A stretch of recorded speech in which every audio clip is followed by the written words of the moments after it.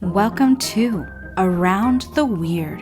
Here's your host, the museum curator of the strange and unusual, Mr. Nothing. Thank you, mysterious voice, and welcome back to Around the Weird, a booktube channel where I talk about all the unusual and out of the ordinary literature that I have found in my travels. Today it is Short Story Tuesday, a wonderful day to talk about all the short form literature that exists in the world. And today I want to focus on a specific short story that features creature horror as well as lighthouses. I am referring to Three Skeleton Key by Georges-Gustave Toudouze. I think that's how you say his name. Toudouze. The big problem I have is that it was hard to find a pronunciation of his name online. So for those that don't know, Georges-Gustave Toudouze was a French writer around the late 1800s, early 1900s. The specific short story that I'm talking about today comes from the 1930s, published in Esquire magazine of all places. Georges-Gustave Toudouze, again, a French writer. His father was also a writer, and he wrote about French naval history, architecture, stuff like that, nonfiction. But he also wrote fiction from time to time and wrote adventure stories and short stories like the one I'm talking about today. The interesting thing about Georges is that when I typed his name into Google to find out more information about this interesting writer, what popped up was Three Skeleton Key. I think he's mainly known for Three Skeleton Key, and there's probably not a whole lot of information available about him out there beyond that, which is bizarre. If you know anything about him, sound off in the comments. I would love to learn more about this fascinating Frenchman. But without further ado, let's talk about Three Skeleton Key.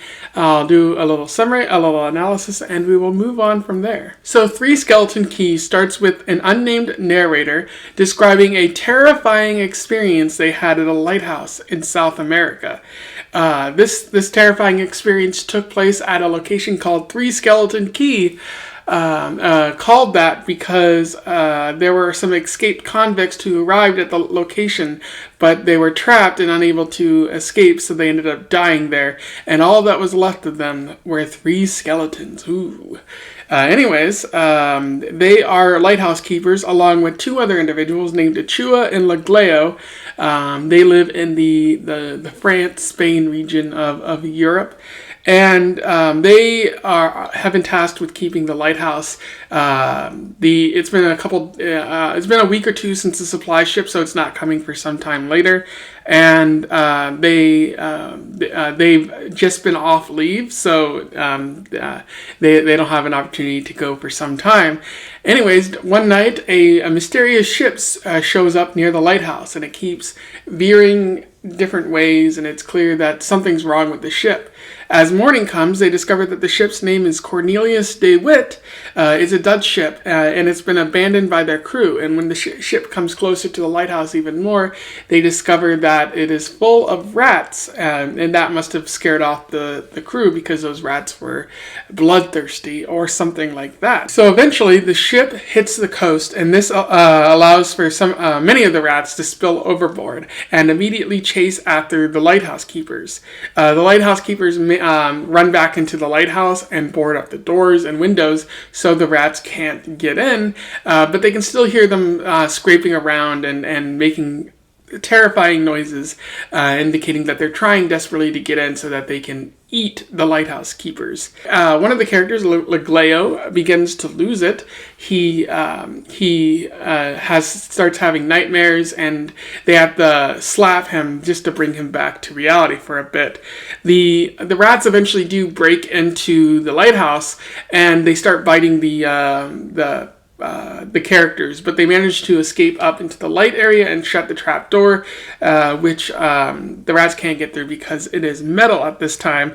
They turn off the light in the lighthouse to gain attention, and rescue boats soon come, and they manage to spell out their situation with Morse code. Some of the rats even try to head over to the rescue boats and climb aboard, and it's in a funny moment, like the Dutch sailors are slapping, fighting off the rats, trying to avoid the fate of the Cornelius de Witt. So eventually the rescue boats, they come up with a solution. They get a boat, they pour a whole bunch of meat on it, and the rats climb aboard and they escort it out to sea and set it on fire. The rats who don't burn alive jump in the water and are eaten by the sharks. And so everyone, it appears, is saved.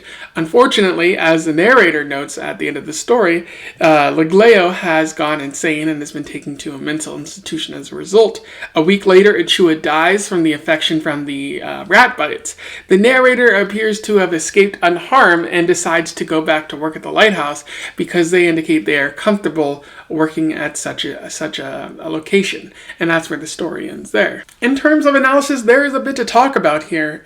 One thing that I really like about this story that I think Toudouze does very well is setting up a creepy and isolating atmosphere that just unsettles you before he even gets to the main part of the story. The narrator starts this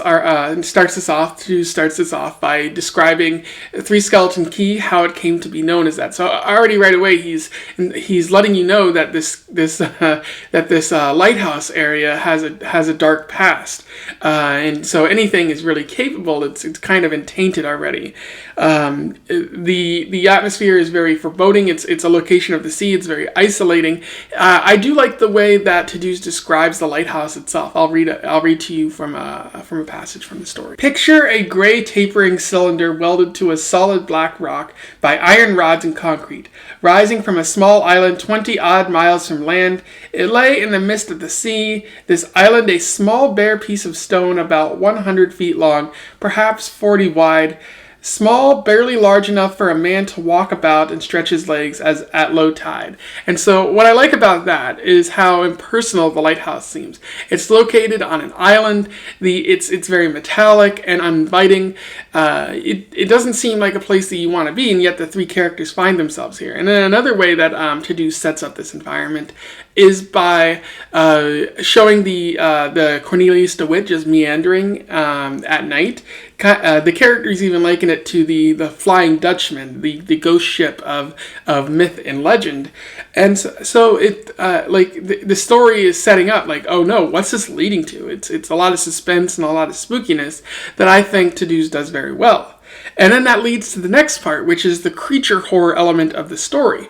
Toudouze is showing that not every element of the spooky not everything that's scary is necessarily supernatural in nature. Sometimes it's nature, and nature can be the most terrifying thing of all, and that's what you get in the story. You get rats, a whole bunch of rats that climb off the boat and start terrorizing the lighthouse keepers, forcing them to stay inside lest they get bitten or something like that.